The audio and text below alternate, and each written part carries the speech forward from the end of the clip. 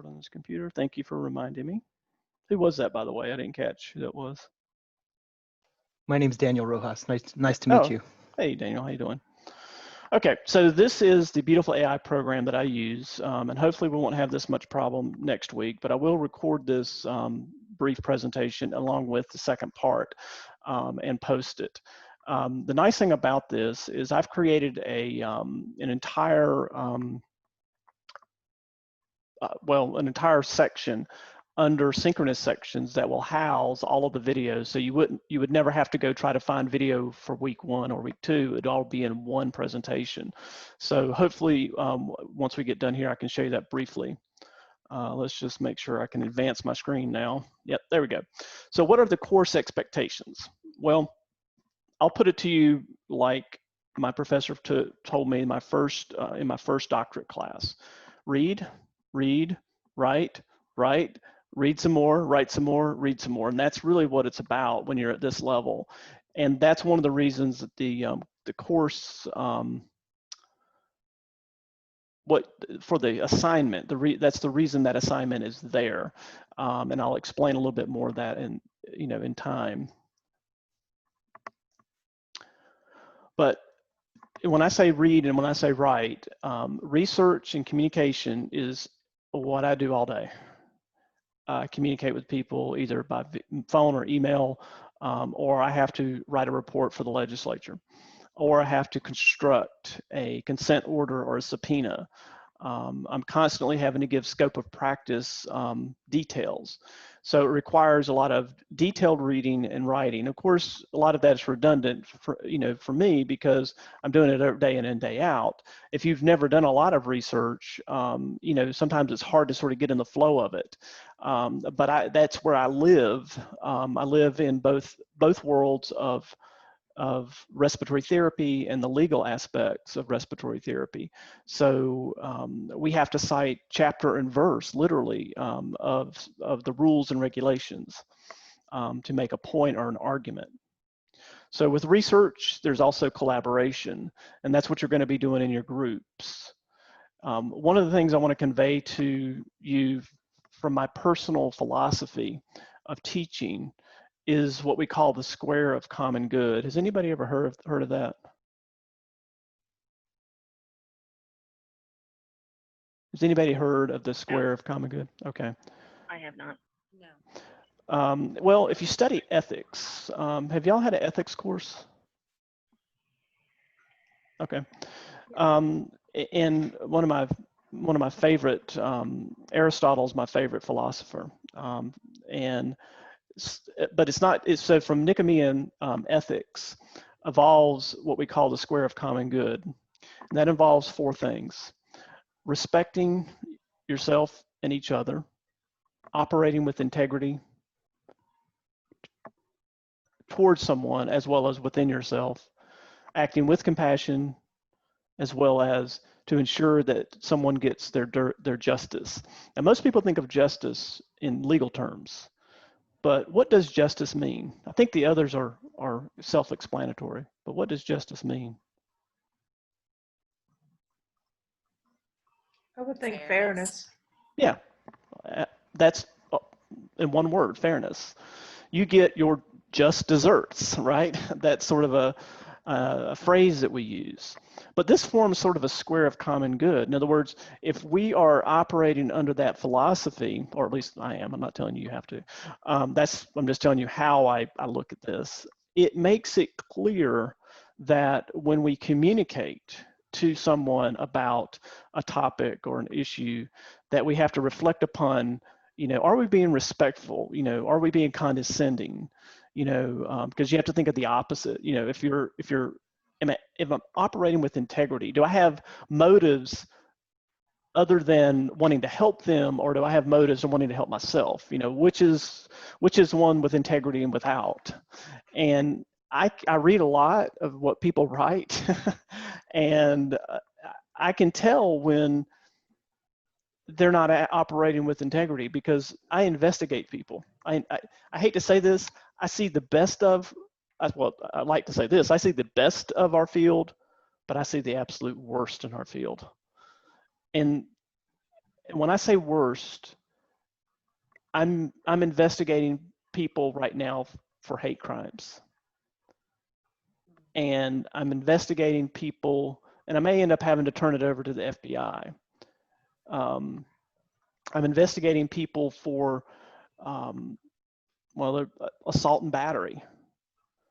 These are your fellow respiratory therapists I have to deal with, okay? And everything we do has to follow the line, because we want to make sure beyond a shadow of a doubt that if we're going to take somebody's license, that we're doing it in the proper way to protect the public, but also that person, because they deserve that justice as much as the public does.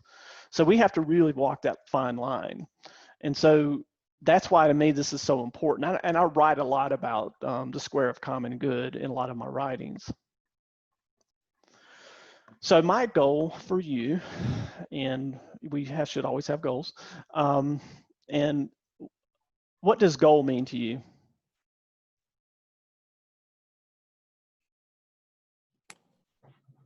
Purpose. Focus. Okay. Finish line. Yeah, there you go. I look at it as a reason. A reason? Okay. A reason to continue on to grow. Yep, I agree with all of that. Here's, I love acronyms as a respiratory therapist, as you do. How about this? Getting on with active living. So G for getting on with active living. That's all I came up with that many years ago in one of my classes. I used to teach mindfulness on campus as well as respiratory therapy, because my background is in mindfulness. And it hit me one day what a goal was. And everything you said is all absolutely true, but I wanted to give my students something to latch onto. So every time they thought about a goal, what are they doing? They want that purpose. What is purpose? Getting on with active living. So my goal for you is to move you from the sage on the stage to the guide on the side, because oftentimes when we're in education, we want to just simply lecture. And honestly, when I go to conferences, I hate to lecture. I would rather have a conversation with the audience. But we do have to have a conversation. We have to state something and come up with a concept so we can discuss it. It's difficult when you have 300 to 500 people in a conference to do that, but it's much easier when we have this size of an audience. I did say Aristotle was my favorite, but some of Socrates' quotes are the best. I can't teach anybody anything. I can only make them think. So that would be my second goal. Every student that walked in my door, I would tell them this, I'm here to help you learn how to learn. Because when you leave after 2 years, you have to continuously learn. And if you don't do that, you're going to fall by the wayside. How many of you've had colleagues that probably are stuck in their career and they feel like they want to do more, but they can't or won't? You probably all felt that. Anybody? Yes. Yeah, I think it's pretty common. When I go and speak, a lot of times I'll hear people say, "Well, there's no advancement for respiratory therapy." What? I just can't. I get that every day. Yeah, and that really hurts the profession because they think it's static. But I know so many of our fellow therapists in our state. We have one that's a CEO of a hospital now, and he's gotten a lot of attention. And because he's a very kind and compassionate person, and he's worked with our profession in the state society for years, and he just is an exemplar of what a respiratory therapist should be. But there are many others. So what does sage on the stage mean versus guide on the side? And so you can probably tell from what this looks like. We've got someone standing at the front of the class speaking at the students. Pedagogy, that's what that is. That's what you typically see in large lecture halls. What I prefer is this, because andragogy, which was Malcolm Knowles came up with the term andragogy or the concepts around andragogy and made 6 assumptions about it.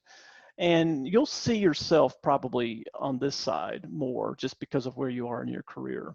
But that's the guide. The person who sits around, has a conversation, engages students, much like Socrates did with his students. I had to take a lot of philosophy, so that's why it's always, and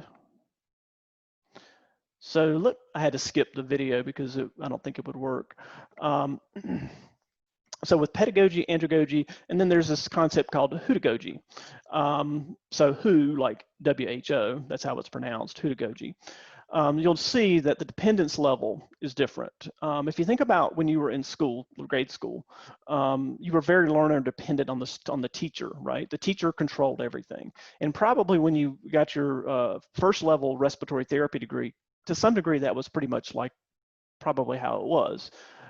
Did anyone have a professor that really didn't lecture that sort of straightforward way? Did anyone have someone who would maybe engage you in a conversation about a patient case rather than teach you the theory behind it? Had anybody experienced that before? Sure. Yes. Okay. Well, certainly if you've done clinical simulations, that's all what it's about, right? So all of us have. And I remember talking to Sue Pilbeam's a friend of mine, and you may have used one of her mechanical ventilation books. And she and I would have conversations about this, about how she would engage her students. And this goes way back when we first started teaching. And a lot more people started doing that. In other words, instead of giving them the theory, we would engage them with a conversation about the patient assessment first and all that and work our way through it. And what we were relying on was students' past experience. And that's what andragogy is about. In other words, you have experience that you bring to the table. And what Malcolm Now says is that we need to derive from that so we can help you learn. And you have to think, if you're teaching a student or a patient for that matter, if you're in that category, you have to know where they're coming from to help gauge and structure how you're approaching them. I'll be honest with you, it's probably more challenging with patients. One of the things that I do that I didn't mention earlier is that I also am a whole health educator. For the last 12 years, I have been a consultant and advisor for the National Institute of Whole Health. What we do is we teach that square of common good I was telling you about, but we also teach how to teach patient education. So it's another side of education I've been involved with for a very long time. So I work with physicians, nurse practitioners, nurses. We did a major project with the Mayo Clinic, teaching their nurse practitioners how to deliver information to patients. Now, what's interesting about that is here I am, I'm a respiratory therapist. I'm teaching a nurse practitioner who's never learned how to deliver that information. I found that quite amazing that they never learned. And you know what they would say? I didn't learn it this way, learn the information the way we were teaching it when I was in college. Because what was happening when they were in college? They were on the pedagogy side where they were being talked at, they were memorizing things. Were they really learning? And I would say probably not. I mean, they were learning the information and they could recite it and they could take a test, but could they use it? With hudagogy, again, we're not going to spend a lot of time on this. This is a more modern version. It's sort of the combination of pedagogy and andragogy, and it's not that it's certainly not beneficial. It's just that well, you can look at it, you can tell it's pretty much very similar to andragogy, but it's a little different in that there's sort of this vacillation between teacher-learner, the learner becomes the teacher type idea. And probably, but I didn't spend a lot of time just, really researching hudagogy as I did andragogy, because Malcolm Now's, because of my dissertation, was focused on self-directed learning. But it certainly has something worthwhile. So when we talk about education, I always like to say, let's start with the end in mind. In other words, if you're going to teach a topic or a subject, and this is what's going to lead us into the next couple of minutes, is you have to know and have to structure your conversation, your lectures, your whatever you're going to do, your workshops, to address where do you want that student to be along the way? Do you want them to create a care plan, or do you just want them to remember vital signs? Because vital signs you have to remember, right? Blood gases you have to remember, but that's just recall. What are they going to do with that information? That's where you get this top end of the pyramid in Bloom's taxonomy, which is referenced in the first part of this module, if you'll read the article on that. But here's another version of Bloom's taxonomy. I really kind of like this. I've never seen it before, but I like it, and I've always tried. I kind of probably just done it myself, but didn't realize that it was out there. So they put creating, evaluating, and analyzing on the same level at the very top. And the reason they did this is because this is sort of bi-directional, in that if you're creating, you're constantly evaluating and constantly reanalyzing. That's what you do when you do an assessment on a patient and you do protocols, right? You're constantly doing that. You're going around in circles, so to speak, but you're doing it every day. You're not having to remember vital signs or blood gases because you already know those. You're going in and thinking, okay, what's the patient doing today? You're going to analyze that information, and then you're going to create another pathway possibly for them to take on their care plan. And the same is for education. Now, you probably can't read this, but basically this is just a statement as to the overview for week 1. And because learning styles is part of your assignment, I wanted to bring this out briefly, is that your learning styles refer to the individual's preferred way of processing new information for efficient learning. Now, why does this have anything to do with theories that we're talking about this week? Because the theory is the background. The learning styles is the practical application of the actual theory. So the reason we're jumping ahead of ourselves before we actually get to that chapter is simply this. You need to look at the research before you read the chapter. So it's my preference that you just simply go into the research and find out what the current research says. And then when you read the chapter, you'll have a different perspective. One thing I found out last year is that people would read the chapter and everything they wrote would come from the chapter. What is the length of time it takes to get something into print and into a book like you have for this class? How many years? I would say minimally 1, probably longer. Yeah. I was about to say 2 years. Sometimes it can be 4. What happens in 4 years? A lot of things change. Things change. Yep. Updates. Absolutely. And so, you know how many textbooks I had in my doctoral program? 2. 60 hours of graduate work was all based out of journals. So we became really familiar with why it was important, because the background information that we would get in a book would be outdated before we even took the class. And it's not to say that it's not stuff to read and it's good stuff, but you'll be surprised at what you'll find out there. And so if you have read the chapter, that's fine. I just didn't put it in there intentionally because I really wanted you to dig into the research first, because sometimes that will help you evaluate what's going on in the chapter a little bit better. Let's see. So learning styles. You may have seen or heard or even been told that you are a visual, auditory, or kinesthetic learner. How many of you have been told you're one or the other? I have. So what are you? I'm a visual. Okay. Anybody else? Hands-on. Kinesthetic. Okay. Same, kinesthetic. I agree. Yep. What about you, Daniel? I believe I was more of a hands-on learner as well. I think it was a combination though. I see Angela's on. I think. Yeah, It's a black screen, so I wasn't sure. Yeah, I took myself off of audio or Okay, off the that's video. fine. Sorry. So what Yeah, would you, I was gonna say I'm a combination of the visual and I'm both hands-on and visual. Hands-on definitely in the lab when I was in school versus being in class. But I'm definitely both, at least at the hospital. all right, so I would predict that you are all visual, auditory, and kinesthetic. You may have a preference for one over the other, but there will be certain things that require all three.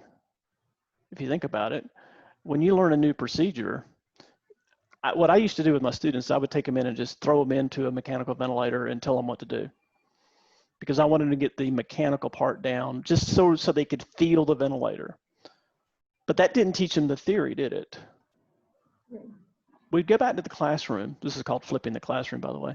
And we'd go back to the classroom, and now that they've had their hands on it, we start talking about it and looking at all of those things. They can't really function very well unless they can both hear and see. So you'll find in your research something very interesting about this whole concept. But let me give you a different version of that. This is, you know, because there's more than those three, there have been a number of theories looking at all of these factors. And you will have tendencies towards one or the other, but it really depends on what the topic is.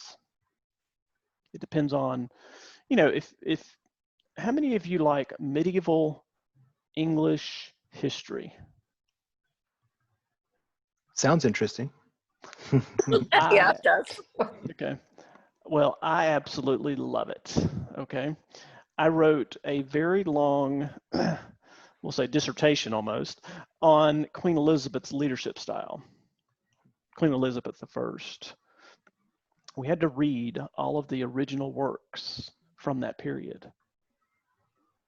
It was really exciting. Now, I know it probably wouldn't be if you're not interested in medieval English, but it laid the foundation for, you know, yes, I'm probably, I couldn't tell you if I'm auditory, visual, or kinesthetic. I just know that I like to dig in and dive in. I'm a strong reader, I'm a strong listener. But what you probably won't know or understand is that I was nearly deaf by the time I was 17. I had significant ear damage. I had 95% of my right eardrum that was gone. So I missed a lot of education. I had to fight to get back, and what I'd never gained. And I think that's probably what made me more visual kinesthetic, simply because I couldn't hear. I read lips and didn't even know it. They finally had to put me at the front of the class. I did so much better because I could actually see the teacher's lips move. And then when they finally got me evaluated, they said, hey, you know what? You can't hear. Well, I didn't know that. And as a male, as Daniel will probably attest to, we tend to not want to admit our shortcomings. But I think that's everybody. All right, so here's the thing. The studies show, regardless of where you fall along the spectrum, and by the way, this represents what we call the VARC methodology, which is visual, oral, read, write, and kinesthetic, which is just another type of certain learning style. But you'll see that, what do you see about the preferences? Within each category, there's sort of this overlap of preferences. So the trimodal preference, almost in every category, outperform or outpaces those who think they're just visual or auditory or oral or read or write. So, but again, I want you to dig into the research on that. So how is all this coming together? Well, in your textbook, you'll see in chapter 1, variations in your healthcare practice process versus education process. You'll see crossover. What we just talked about was learning styles. So we, in learning theory, you'll see that you have to draw upon the theory to approach a person based on their style of learning, or better yet, match your teaching style to their learning style, if it's possible. If there were as many, and you'll discover the number of learning styles that are out there, and I showed you some of them, could you imagine being in a class of 100 students trying to learn their styles? So, Even 30. Yeah, even 30, right, exactly. what you have to do is, I use a scattergun approach, which is you have to sort of, hit it from different points of view. We have obviously visual here. We also have the audio. Well, the kinesthetic's a little hard, isn't it? When you're online, but that's what you're going to write about. So you've sort of are doing all of those anyway. You could probably go and research and write and never attend this class. I mean, on these synchronous sessions.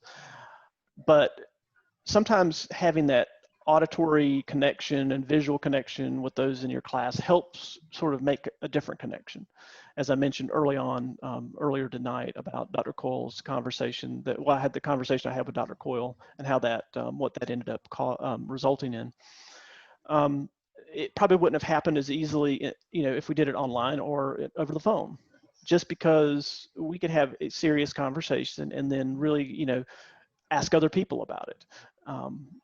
But anyway, the process that we are involved in, whether we're in healthcare, education, teaching patients, or education, is very similar. So let's go with the education process. Ascertain the learning needs. That's where your learning styles come in. So in your assessment, trying to figure out where you should fall. It's much easier actually with patients because you're doing it one-on-one, right? But if you have a group, it's much more difficult. Develop teaching plan based on the predetermined behavioral outcomes. All right, so that's a little, you have predetermined behavioral outcomes, if you're an educator for your students. If you are a manager, you have predetermined behavioral outcomes. So part of it is in your planning process, after you've assessed them, is how do you help them develop as a student into a therapist or a therapist into an advanced therapist? Because one of the things that lacks the most in our profession is the lack of time that we see people spending at a certain level, and then they have, if you've heard that Peter principle, they rise to their level of incompetence too quickly, and they end up failing because they haven't been developed. There wasn't an assessment or a plan. It was who they liked or didn't like that got the job. And that's not the right way to go about it. Then of course there's the implementation phase and evaluation phase. So these are all very similar, regardless of which side we're on. And we can talk a little bit about that, but you will see this repeated in another chapter because we'll get into doing that. One of the things that you were required to do this week has to do with identifying barriers to teaching, obstacles to learning, and develop a SWOT. This is a SWOT analysis for online learning. How many of you have ever done a SWOT analysis or have heard of a SWOT analysis before today, or before this class? You can raise your hand or say yes. Yeah, I have. I Okay. have. So in what context? Through work. Okay. Well, I guess what I mean is, was it education or was it health? Education. Okay. It was education. Yeah. Yeah. Education. You see it most often used in educational programs, particularly right around accreditation time. Misty, when you had accreditation, you probably didn't realize that someone had already done one of these. This is an I was probably ongoing. busy crying. Yeah. Well, the thing is that we would do these all the time, every single year. And in addition to this, we would add what are the things that we need to do to overcome these things. And, so this is just identifying. The next step is actually identifying, the actual process. That goes back to Bloom's taxonomy. Where do we want to go with this next version of this course or class or whatever it is? We've established the strengths. We know what the weaknesses are. Poor audio and video. What about tonight? I mean, you know what I mean? I mean, this actually would have fit tonight. The threats, increased student expectation. You may have, the threat may be that you have higher expectation than I can give you. I don't know. But does anyone know what a MOOC is? No. Okay, that's a massive online course. They may have thousands of people in it, thousands. And if you've ever taken one, it will drive you crazy. I've taken them just for the curiosity, but I never really found them very effective. But there are some universities that will give you credit for those, and they're generally free classes. So for ongoing continuing education, it might be fine. And I'm not sure so much about training the next respiratory therapist. Okay.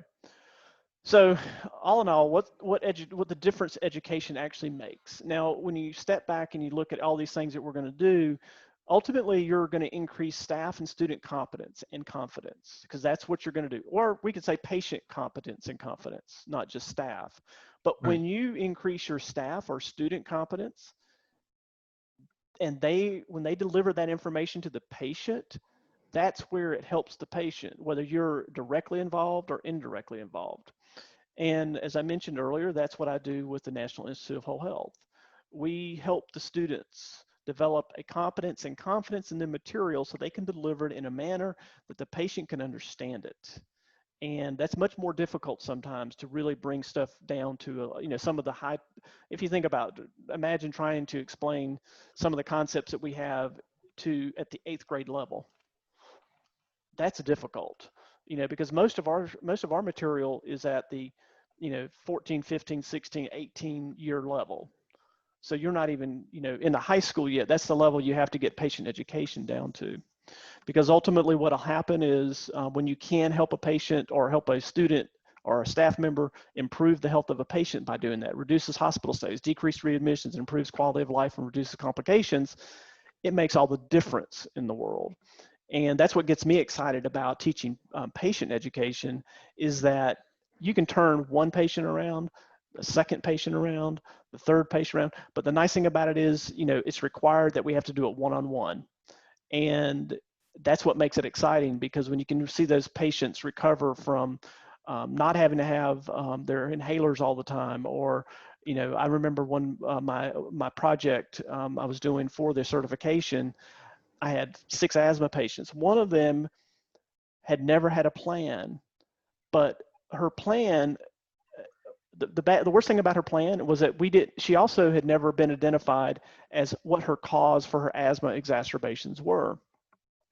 After 8 hours of conversation, 8 hours, we finally got it down to, it was her childhood and the stress she felt from being an abused child. And once she realized that, it was like somebody had given her the best beta 2 drug ever. She could breathe. She was actually holding herself so tight. A year later, so what happened was she lost 25 pounds during that 8 weeks, 8 conversations, because we discussed nutrition. But she also came off of her medications. A year later, when I saw her, not only had she come off of her medications, but the doctors couldn't believe it. She had so much pent-up stress in her life, she never realized how much it was actually impacting her. That happened because of a conversation, not because I taught her. We had a conversation about all the factors that could potentially be there. And you know what? She selected out of the conversation what she thought it was. It was non-directional. We had to have a conversation about something, so I developed many presentations of materials, and we just sort of randomly went through them, kind of, like you would on Google. I was her Google, and it was a fun conversation. But each patient that I worked with had some improvement. She just happened to have the most improvement. And to this day, and this is how many years later? 13, almost 13 years later, when she sees me, she declares that I cured her of her asthma, and I quickly remind her that I did not, that she did, and that it's always with her, but that she can control it.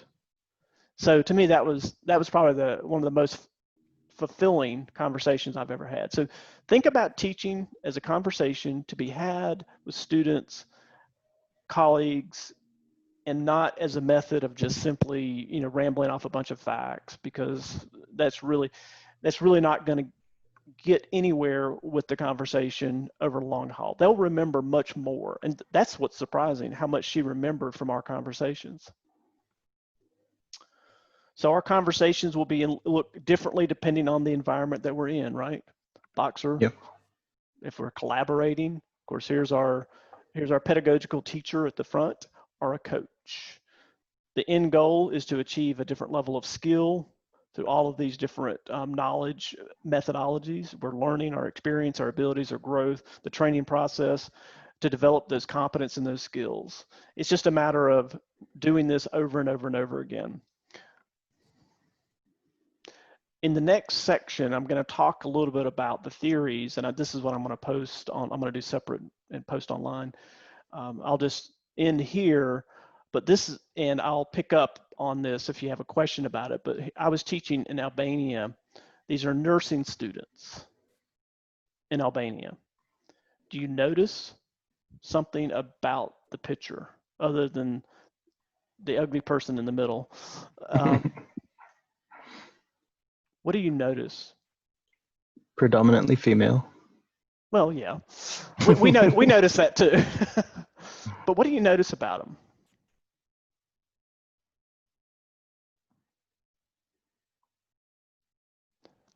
Anybody? If you don't know anything about Albania, it's one of the poorest Balkan states. In 1995, they went through a civil war. In 2005, we hit the ground. In 2006, we had, 2006, we hit the ground. So I actually started going there in 2006, right, or 6 or 7, I can't remember, teaching nursing students, as well as at the hospital, asthma education. I was actually teaching blood gas analysis in this class. But one thing I noticed, if you haven't noticed, it's the fact that they're sitting. You see how they're sitting, right? Mm-hmm. That's all the space they had for 2 hours of lecture. Could you imagine? But what's interesting was their eyes. They were fixated on everything you said. The desire in their eyes, to me, showed me their desire to learn. I went through a whole blood gas analysis class, connecting the neurophysiology to the blood gases, interpretation of blood gases, the chemoreceptors, peripheral chemoreceptors. They had never had this concept before. 100% of the questions I asked after the lecture, they answered correctly. It forever changed my view of education. From that day forward, by the way, I had no PowerPoints. I had to do everything longhand. From that day forward, I never gave another PowerPoint to my students. What I mean is I never just handed them a PowerPoint. If they wanted the PowerPoint, they could download it if they wanted to, but I wasn't going to just give them anything. And it drove them crazy for a number of weeks after I got back. And then as I developed how I was going to approach this, it really got me into learning styles and theories. But they taught me the most because of their desire to learn. Their desire to learn and that sort of feeling led me eventually to my dissertation, was to figure out what drives people. So anyway, we'll talk a little bit more about that if you have any questions. I have a lot of stories about Albania. So, all right. So I think that is all for tonight. And I'm sorry I went a little over, but with the technology glitches, unfortunately, that's what happens. Any questions? No, it was nice to meet you, though. Yeah, well, nice to meet you. All right. Well, if you don't have any, by the way, how do you like Beautiful AI? I like it. It's easy to follow. You will see one thing as we go through the semester is there, and you'll notice this or have noticed this in most cases, there are few words on the screen, and that's going to be key to your presentations, is not to load them with a lot of additional material other than maybe a picture and a couple of words. So as we work through this, you'll see how that changes. All right, so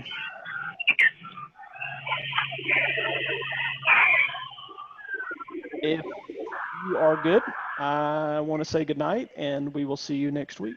And hopefully we will not have technology glitches. Thank you very much. Have a good one. Thank you, Mr. Cole. Thank you. All right, take care.